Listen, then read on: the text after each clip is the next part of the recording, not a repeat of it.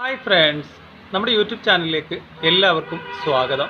അപ്പോൾ ഇന്ന് നമ്മൾ വീഡിയോയിലൂടെ പറയാൻ പോകുന്നത് ഇത് സുസുക്കി ആൾട്ടോ k10 ആണ്. അപ്പോൾ ഇതിൻ്റെ കംപ്ലയിൻ്റ് എന്ന് വെച്ച് കഴിഞ്ഞാൽ ഈ വണ്ടിക്ക് ബാക്കിൽ നിന്ന് ഒരു ക്രക്കെന്നുള്ളൊരു സൗണ്ടാണ്. അതായത് ഹമ്പൊക്കെ ചാടി ഇറങ്ങുമ്പോഴാണ് ഏറ്റവും കൂടുതലായിട്ട് സൗണ്ട് കേൾക്കുന്നത്. അപ്പോൾ ബാക്ക് ലെഫ്റ്റ് സൈഡിൽ നിന്നാണ് കൂടുതൽ സൗണ്ട് കേൾക്കുന്നത്. ടക്ക് എന്നുള്ളൊരു സൗണ്ടാണ്. അതായത് നമ്മൾ ഹമ്പ് ചാടി ഇറങ്ങുന്ന സമയത്ത് വണ്ടി അങ്ങ് വണ്ടിയുടെ ബാക്ക് വശം അങ്ങ് താഴോട്ട് പോയി ഇരുത്തിയിട്ട് അടിക്കുന്ന ഒരു സൗണ്ട്, പെട്ടെന്ന് താഴോട്ട് പോകുന്ന പോലുള്ള ഒരു ഫീലാണ് ബാക്കിൽ നിന്ന് കിട്ടുന്നത്. എന്നിട്ട് ടക്ക് എന്നുള്ള ഒരു സൗണ്ടും കേൾക്കുന്നത്. അതാണ് കസ്റ്റമർ കംപ്ലയിൻറ്റ്. അപ്പോൾ എന്താണ് നമുക്ക് നോക്കാം. വണ്ടിയുടെ അടിവശത്തോട്ട് നമുക്ക് ബാക്ക് സൈഡിൽ വന്നിട്ടുണ്ട്. ലെഫ്റ്റ് സൈഡിലാണ് ഇപ്പോൾ നമ്മളിത് കാണിക്കുന്നത്. ലെഫ്റ്റ് സൈഡിൽ നമ്മൾ നോക്കുന്ന സമയത്ത് ഇതിൻ്റെ ഷോക്ക് നോക്കിക്കഴിഞ്ഞാൽ നമുക്ക് മനസ്സിലാക്കാനായിട്ട് സാധിക്കും. ഷോക്ക് ഫുള്ളായിട്ട് പോയിട്ടുണ്ട്. അതായത് ഓയിൽ ലീക്കും കാര്യങ്ങളൊക്കെ ഇതിനകത്ത് വന്നിട്ടുണ്ട്. അതുപോലെ തന്നെ ഷോക്കിൻ്റെ മുകളിലൊരു കവർ വരേണ്ടതാണ്. ആ കവർ എടുത്ത് കളഞ്ഞിട്ടുണ്ട്. മീൻസ് അത് പൊട്ടിപ്പോകത്തില്ല. കാരണം അത് ഇനി സൗണ്ട് വന്നിട്ട് ആ ടക്ക് എന്നുള്ള സൗണ്ട് ഈ ബോഡിയിലിട്ട് താഴോട്ട് വന്നിട്ട് ആ കവർ മാത്രം ഷോക്ക് പോയിട്ട് ആ സൗണ്ട് വരാതിരിക്കാൻ ചിലപ്പോൾ കവർ കട്ട് ചെയ്ത് കളഞ്ഞായിരിക്കും. കാരണം അല്ലാതെ ഒരിക്കലും ആ കവർ പോകത്തില്ല. നമുക്ക് ഈ സൈഡ് നോക്കി കഴിഞ്ഞാൽ ആ കവർ അത് മനസ്സിലാക്കാനായിട്ട് സാധിക്കും. ഇതുപോലെ ഇരിക്കേണ്ട ഒരു കവറാണ് അത്. ഷോക്കിൻ്റെ ഡസ്റ്റ് ബൂട്ട് പോലെ വരുന്ന ഒരു സേഫ്റ്റി കവറാണത് വരുന്നത്. ഇതാണ് ഇതിൻ്റെ ഷോക്ക് വരുന്നത്.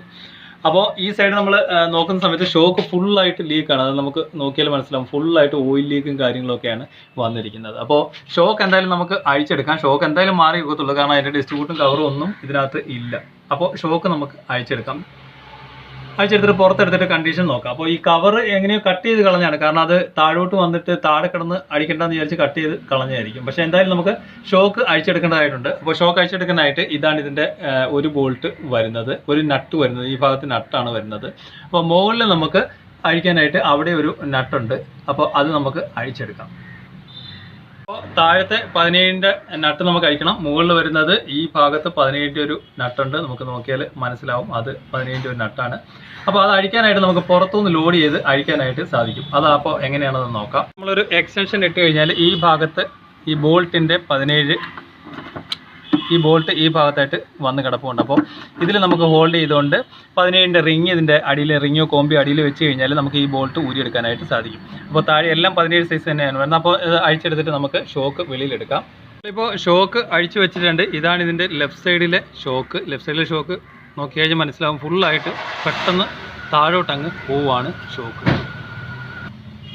അപ്പോൾ ഈ ഷോക്ക് നമുക്ക് നോക്കിയാൽ മനസ്സിലാവും. ഈ കവറിൻ്റെ കാര്യമാണ് നമ്മൾ നേരത്തെ പറഞ്ഞത്. അതായത് ഈ കവർ ഇതിൽ വരേണ്ടതാണ്. ഇവിടെ അറ്റാച്ച് ആയിട്ട് വരേണ്ട ഒരു പ്ലാസ്റ്റിക്കിൻ്റെ കവറാണ്. അത് ഡസ്റ്റ് ബൂട്ട് പോലെ വരുന്ന ഒരു കവറാണ്. പക്ഷേ ഇത് ഊരി ഇതിനകത്ത് കിടന്ന് കാണും. ഇത് കട്ട് ചെയ്ത് കളയാതെ എന്തായാലും ഇത് വെളിയിൽ പോകത്തില്ല. കാരണം ഇതിനകത്ത് തന്നെ കിടക്കുന്നതാണ്. ഇവിടെ രണ്ട് സൈഡിൽ നട്ട് ബോൾട്ട് വരുന്നതാണ്.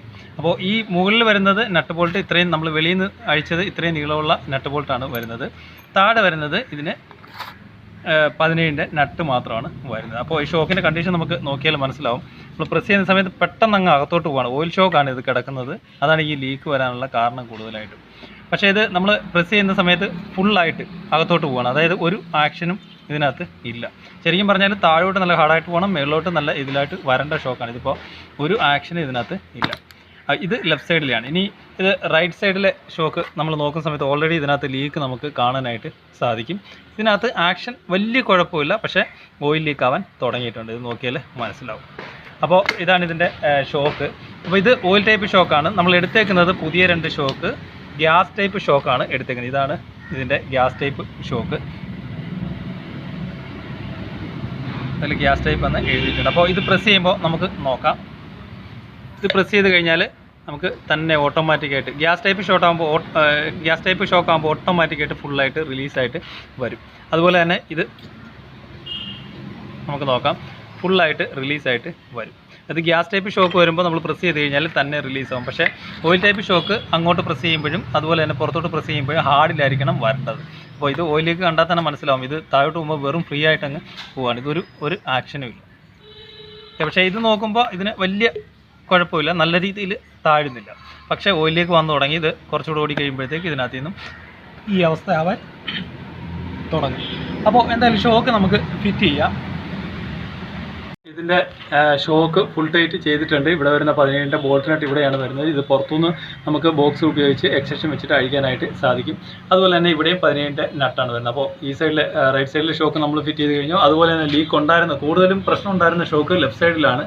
ഇപ്പോൾ ലെഫ്റ്റ് സൈഡിലും ആ സെയിം പ്രൊസീജിയർ തന്നെയാണ്. നമ്മൾ ഷോക്ക് ഫിറ്റ് ചെയ്തിട്ടുണ്ട്, മുകളിലും ടൈറ്റ് ചെയ്തിട്ടുണ്ട്, അതുപോലെ തന്നെ താഴെയും ടൈറ്റ് ചെയ്തിട്ടുണ്ട്. അപ്പോൾ ഷോക്കിൻ്റെ അവസ്ഥ നമ്മൾ കണ്ടതാണ്. അപ്പോൾ വണ്ടികളിൽ നമ്മൾ ഹമ്പ് ഇറങ്ങുന്ന സമയത്ത് ടക്ക് ടക്കെന്ന് ബാക്ക് പെട്ടെന്ന് താഴോട്ട് ഇരുത്തിയിട്ട് അടിക്കുന്ന ഒരു സൗണ്ട് ആണെന്നുണ്ടെങ്കിൽ അത് ഷോക്ക് കറക്റ്റായിട്ട് നോക്കുക. അപ്പോൾ ഷോക്കിൻ്റെ കംപ്ലൈൻറ്റ് കൊണ്ടാണ് കൂടുതലായിട്ടും ബാക്ക് പെട്ടെന്ന് താഴോട്ടങ്ങ് ഇരുത്തിപ്പോകും. നമ്മൾ ഹമ്പ് ഇറങ്ങി കഴിയുമ്പോൾ ബാക്ക് പെട്ടെന്ന് താഴും ടക്കെന്നൊരു സൗണ്ട് കിട്ടും. പെട്ടെന്ന് നമുക്ക് ബാക്ക് സൈഡ് പെട്ടെന്ന് പൊങ്ങി വരികയില്ല. ആ ഒരു കാരണം എന്ന് വെച്ച് കഴിഞ്ഞാൽ ഈ സ്പ്രിങ്ങിൻ്റെ ആക്ഷനിലാണ് കിടക്കുന്നത്. കാരണം ഈ ഷോക്ക് കറക്റ്റായിട്ട് വർക്ക് ചെയ്യാത്തതുകൊണ്ട് ഈ സ്പ്രിങ്ങിൻ്റെ മാത്രം ആക്ഷനിലാണ് അത് കിടക്കുന്നത്. അപ്പോൾ ഷോക്ക് ഇത്രയൊക്കെ പോയി കഴിഞ്ഞാൽ നല്ല രീതിയിലൊക്കെ ഹമ്പ് ചാടുവാണെങ്കിൽ സ്പ്രിങ് ഒടിഞ്ഞു പോകാനുള്ളൊക്കെ ചാൻസും കാര്യങ്ങളൊക്കെ ഉണ്ട്. അപ്പോൾ ഈ ബാക്കിലെ സൗണ്ട് കൂടുതലായിട്ട് വരുന്ന ഷോക്കിൻ്റെ ആയിരിക്കും. അത് കറക്റ്റായിട്ട് ചെക്ക് ചെയ്തിട്ട് അത് മാറ്റിവിടുക. അപ്പോൾ ആൾട്ടോ K10ൻ്റെ ബാക്കിലെ സൗണ്ടിനെ കുറിച്ചാണ് നമ്മൾ ഈ വീഡിയോയിൽ പറഞ്ഞത്. അതുപോലെ തന്നെ ഷോക്ക് എങ്ങനെ മാറാവുന്നതാണ്. അപ്പോൾ ഷോക്ക് മാറാനായിട്ട് നമുക്ക് ജാക്ക് വെക്കേണ്ട ആവശ്യമൊന്നുമില്ല. റാമ്പിലോ അല്ലെങ്കിൽ നിർത്തിക്കൊണ്ട് തന്നെ നമുക്ക് മാറാനായിട്ട് സാധിക്കും. പ്രത്യേകിച്ച് ജാക്കോ കുറ്റിയോ ഒന്നും വെക്കേണ്ട ആവശ്യം വരുന്നില്ല. അപ്പോൾ ആൾട്ടോ K10ൻ്റെ ഷോക്ക് എൻ്റെ കംപ്ലൈൻറ്റിനെ കുറിച്ചാണ്, ബാക്ക് സൈഡിലെ സൗണ്ടിനെ കുറിച്ചാണ് നമ്മൾ ഈ വീഡിയോയിലൂടെ മനസ്സിലാക്കിയത്. Okay, thank you for watching.